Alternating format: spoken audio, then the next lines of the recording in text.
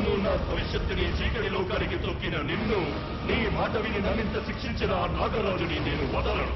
చూడు, చేసిన తప్పుకి బుద్ధి తెచ్చుకో, మంచిగా మారు.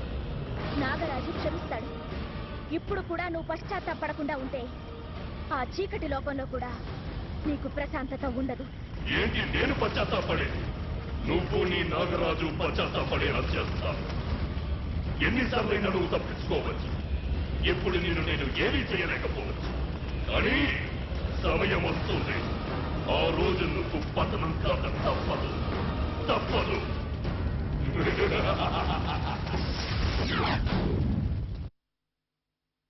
అక్కడ పెట్టండి.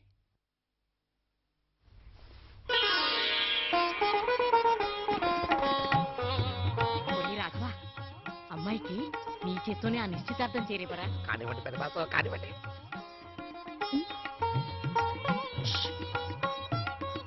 ఆగండి, మీతో మా కుటుంబ విషయం ఒకటి చెప్పాలి. ఇప్పుడెందుకమ్మా? పెళ్ళయ్యాక మీరిద్దరూ కూర్చొని సరదాగా చెప్పుకోవచ్చులే. పద పద పద. ఇప్పుడు బాధ్యతగా ఆ విషయం చెప్పకపోతే రేపు భార్యగా తలదించుకోవాల్సి వస్తుంది. Very good. చెప్పదలుచుకుంది ఏదో క్లియర్ గా చెప్పు. అది కాదురా. చెప్పు. నేను మీ మావయ్య రంగయ్య నాయుడు గారి అమ్మాయిని. నన్ను మీరు పెళ్లి చేసుకునే ముందు మా నాన్న నిర్దోషని మీరు అర్థం చేసుకోవడం ముఖ్యం. ఒకవేళ మీరు అర్థం చేసుకోకుండా ఏ నిర్ణయం తీసుకున్నా నేను అపార్థం చేసుకోను. చూడండి బాబు, వాళ్ళ నాన్న మీ నాన్నకు అన్యాయం చేసి ఉండొచ్చు. వాళ్ళ కుటుంబానికి మీ కుటుంబానికి లక్ష గొడవలుండొచ్చు. అది కడుపులో పెట్టుకుని అభంశుభం తెలియని దాని జీవితాన్ని నాశనం చేయటానికే కదా ఈ నిశ్చితార్థం నాటకం ఆడుతున్నారు. చిన్నపిల్ల అదర్థం చేసుకోలేకపోయినా పెద్ద మనిషిగా, ఒక బాధ్యత గల వ్యక్తిగా నేను ఈ పెళ్లి ఒప్పుకోను. ఈ పెళ్ళేంటి, అసలు ఏ శుభకార్యం జరగనిచ్చాను గనక ఎవరికైనా శుభం జరిగింది అన్న మాట వింటేనే నా కడుపు మండిపోతుంది, నా పేరు మాడిపోతుంది.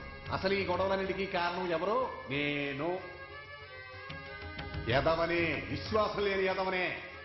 ఉరే, మీ నాన్నకి వాళ్ళ నాన్నకి తగాదా పెట్టింది నేను.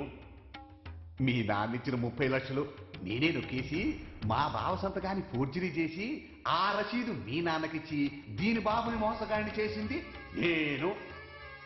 కలిసిమెలిసి ఉన్న మీ 2 కుటుంబాల్ని విడదీసింది ఎవరు? నేనే. దీన్ని నా కొడుక్కి కట్టబెట్టి దీని ఆసంతా కొట్టేద్దామనుకుంటే ఇంతలో మీరు తగలబడ్డారు. మొదనష్టం సంతని అంతా బయట పెట్టారు.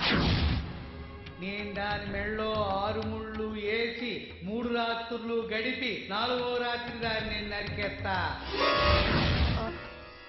అబ్బా, ఏంటే మూతి మొహం తిమ్మలేకపోయినట్టుందేంటే? జరిగిందంతా దాపరికం లేకుండా చెప్పేశాం. ఇంత జరిగాక కూడా ఈ పెళ్లికి మీరు ఒప్పుకున్నా మేము ఒప్పుకోం. నువ్వెవడ ఒప్పుకోపడని? నువ్వు ఊరుకోరా. ఏమిట్రా నీ బోడి పెదరికం? నువ్వు చేసిన దానికి నిన్ను నిలువునా తీరేసినా పాపం లేదు. పోతలకి మేము వెళ్ళాల్సిన అవసరం ఏంటి? మా ఇల్లు మా పిల్ల. చాలే ఊరుకోవయ్యా, ఆయనకు అసలే షుగరు. పెట్టుకుంటే పెట్టుకుంటారు, కట్టుకుంటే కట్టుకుంటారు. అదంతా మనకెందుకయ్యా?